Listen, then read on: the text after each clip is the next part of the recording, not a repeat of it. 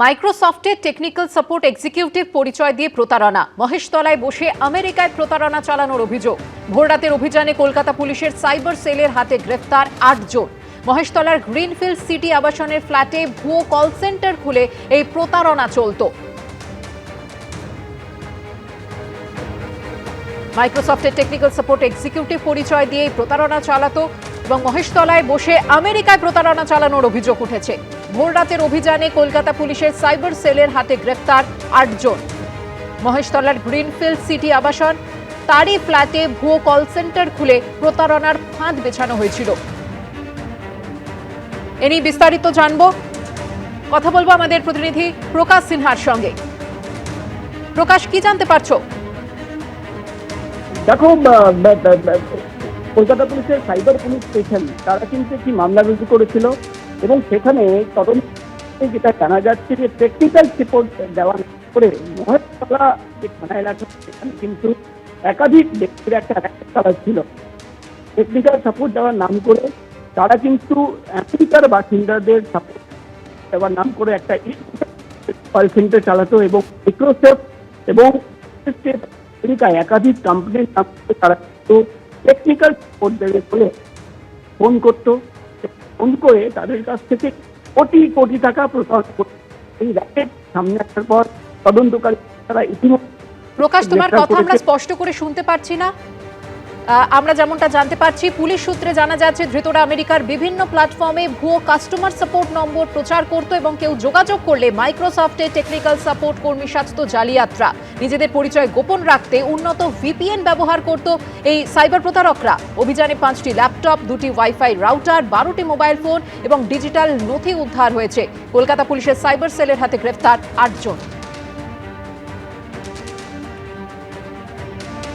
Maheshtala greenfield city আবাসনের ফ্ল্যাটে ভুয়ো কল সেন্টার খুলে এই প্রতারণার ফাঁদ চলত। আর এইভাবেই মহেশতলায় বসে আমেরিকায় প্রতারণা চালাতো প্রতারকরা। অন্তর্বর্তী বাজেটে 21 থেকে 40 বছর বয়সী বেকার যুবদের জন্য বাংলার যুবসাথী নামে নতুন প্রকল্পের ঘোষণা করলেন অর্থমন্ত্রী চন্দ্রিমা ভট্টাচার্য। ন্যূনতম মাধ্যমিক উত্তীর্ণরা প্রতি মাসে ১৫০০ টাকা করে 5 বছরের জন্য বেকার ভাতা পাবেন।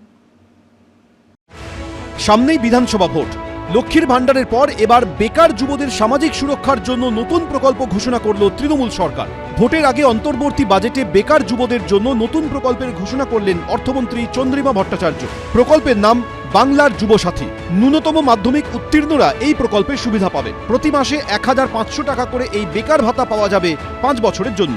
রাজ্যের 21 থেকে 40 বছর বয়সী মাধ্যমিক বা সমতুল্য পরীক্ষায় উত্তীর্ণ শিক্ষিত যুব সমাজকে কর্মসংস্থানের পথে সাহায্য করার জন্য সরকার বাংলার যুবসাথী নামে নতুন প্রকল্প চালু করছে। যারা শিক্ষা সংক্রান্ত বা স্কলারশিপ ছাড়া রাজ্য সরকারের অন্য কোনো সামাজিক সুরক্ষা প্রকল্পের সুবিধা পাচ্ছেন না, তাদের কর্মসংস্থান না হওয়া পর্যন্ত সর্বাধিক 5 বছর অবধি মাসে ১৫০০ টাকা আর্থিক সাহায্য দেওয়া হবে। 21 से 40 साल तक जो 10 क्लास पास करेंगे 5 साल तक हम 1,500 रुपया करके मंथली देंगे। इसमें भी आपको about 30 lakh people will be here, 30 lakh youth will be motivated and generated. 2026-এর 15ই আগস্ট থেকে চালু হবে এই প্রকল্প। সমস্ত ফর্ম ফিল আপ, নানা রকম চাকরি পাওয়ার জন্য যে কোর্সগুলো হয় সেই কোর্সগুলোতে ভর্তির জন্য যে টাকাগুলো লাগে এবং প্রত্যেক দিনের যে একটা হাত খরচা, যাতায়াত বা পড়াশোনা করার, তো সেইটা তো সবসময় বাবা মাকে চাইতে হয়। তো সেক্ষেত্রে মাননীয় মুখ্যমন্ত্রী যে টাকাটা দেবেন বলেছেন, সেখানে আমরা সত্যিই খুব উপকৃত হব আমরা এটা পেলে। আমাদের চাই চাকরিটা দিতে পারছে না।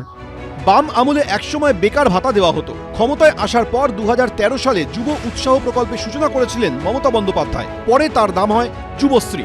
মুখ্যমন্ত্রীর চালু করা এমপ্লয়মেন্ট ব্যাংকে নথিভুক্ত বেকার ছেলে মেয়েকে এই প্রকল্পে মাসে ১৫০০ টাকা করে ভাতা দেওয়া হয়। এবার বাংলার যুবসাথী বলে নতুন প্রকল্প ঘোষণা করলেন। যে সরকার যুবশ্রী কর্মসূচি চালু করেছিল, বেকার যুবকদের এমপ্লয়মেন্ট ব্যাংক, ১৫০০ টাকা বেকার ভাতা, সেই ১৫০০ টাকা বেকার ভাতা এবং যুবশ্রী উঠে গেছে। আজকে পশ্চিমবঙ্গে চাকরি দিতে না পারা 2,15,00,000 বেকার রেখে আজকে নাম বদল হয়েছে যুবসাথী। বলা হয়েছে আপনাদের বেকার ভাতা দেব, কবে দেব? বাংলার যুবসাথী প্রকল্পের জন্য 5,000 কোটি টাকা ব্যয় বরাদ্দের প্রস্তাব করেছেন অর্থমন্ত্রী চন্দ্রিমা ভট্টাচার্য। আশাবুল হোসেন, কমল কৃষ্ণ দে, অরিন্দম সেন, এবিপি আনন্দ। 1,000 টাকা করে মাসিক ভাতা বাড়ছে আশাকর্মী ও অঙ্গনওয়াড়ি কর্মীদের। অন্তর্বর্তী বাজেটে ঘোষণা করল রাজ্য সরকার। যদিও হতাশ অনেক আশাকর্মী ও আইসিডিএস কর্মীরা, ভাতা বাড়ছে পার্শ্ব শিক্ষকদেরও। ভাতা বৃদ্ধি সহ একাধিক দাবিতে সপ্তাহ দুয়েক আগেই পথে নেমেছিলেন আশাকর্মীরা। তাদের বিক্ষোভে উত্তাল হয়েছিল শহর। এই আবহেই বিধানসভা ভোটের আগে ভোট অন অ্যাকাউন্টে আশাকর্মীদের সাম্মানিক ভাতা বাড়ালো রাজ্য সরকার। আশাকর্মীদের মাসিক সাম্মানিক 1,000 টাকা বাড়ানো হলো। পাশাপাশি 180 দিনের মাতৃত্বকালীন ছুটি পাবেন। এছাড়া কর্মরত অবস্থায় মৃত্যু হলে আশাকর্মীর পরিবারকে এককালীন 5 লক্ষ টাকা আর্থিক সাহায্য দেওয়া হবে। আশারা মেয়েরা যারা কাজ করে এবং আইসিডিএস, আমি মনে করি যে ওদের মাতৃকালীন ছুটিটা পাওয়া উচিত। যদিও এটা একটা প্রজেক্ট, এটা সরাসরি গভর্নমেন্টের চাকরি নয় আশা, এটা একটা প্রজেক্ট। গভর্নমেন্ট অফ ইন্ডিয়া অনেক সময় প্রজেক্ট শুরু করে কিন্তু শেষ করে না, তখন তারা কোথায় যাবে? আশা, আইসিডিএস, সিভিক শুধু ভিআরপির ক্ষেত্রে পাইনি, আপনারা 1,000 টাকা বলেছিলাম, তাই হয়েছে।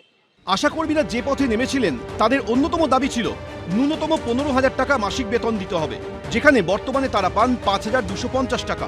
এবার তা বেড়ে হবে 6,250 টাকা। এপ্রিল মাস থেকে তা কার্যকর হবে। ভীষণ হতাশ। আমাদের দাবি ছিল যে ন্যূনতম ওয়েজ যেটা আছে, সেটা পশ্চিমবাংলায় যেটা আছে ন্যূনতম 15,000 টাকা বেতন, সেটা থেকে আমরা এতটা হতাশ হয়েছি বলে বোঝাতে পারবো না।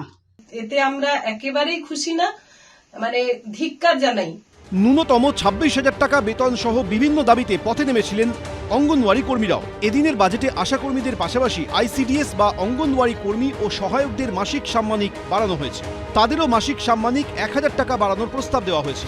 বর্তমানে পান 9,000 টাকা, অর্থাৎ এবার বেড়ে হলো 10,000। পাশাপাশি কর্মরত অবস্থায় কোনো অঙ্গনওয়াড়ির মৃত্যু হলে এককালীন 5 লক্ষ টাকা পাবে পরিবার। প্যারা টিচার, শিক্ষাবন্ধু, সহায়ক বা সহায়িকা, স্পেশাল এডুকেটর ও ম্যানেজমেন্ট স্টাফদেরও মাসিক ভাতা বাড়ছে আরও 1,000 টাকা। পাশাপাশি কর্মরত অবস্থায় মৃত্যু হলে নিকট আত্মীয়কে এককালীন 5 লক্ষ টাকা দেওয়া হবে। আজকের বাজেট আমরা দেখলাম, কিঞ্চিত খুশি হলো, আমরা পুরোপুরি খুশি হতে পারিনি। আশাকর্মীদের যেমন মাতৃত্বকালে 180 দিনের ছুটি করছেন, সেটা আমাদের করলে খুব ভালো হতো। কেন্দ্রীয় সরকার 100 দিনের কাজের প্রকল্পের নাম থেকে মহাত্মা গান্ধীকে সরিয়ে দেওয়ার প্রতিবাদে কর্মশ্রী প্রকল্পের নাম বদলে মহাত্মাশ্রীর নাম রেখেছে মমতা বন্দ্যোপাধ্যায়ের সরকার।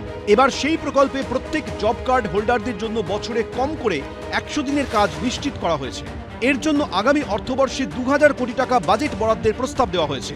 পাশাপাশি জমিহীন ক্ষেত মজুরদের জন্য বছরে 2 কিস্তিতে মোট 4,000 টাকা আর্থিক অনুদান দেবে রাজ্য সরকার। সৌমেন চক্রবর্তী, মনোজ বন্দ্যোপাধ্যায়, সুদীপ চক্রবর্তী, এবিপি আনন্দ।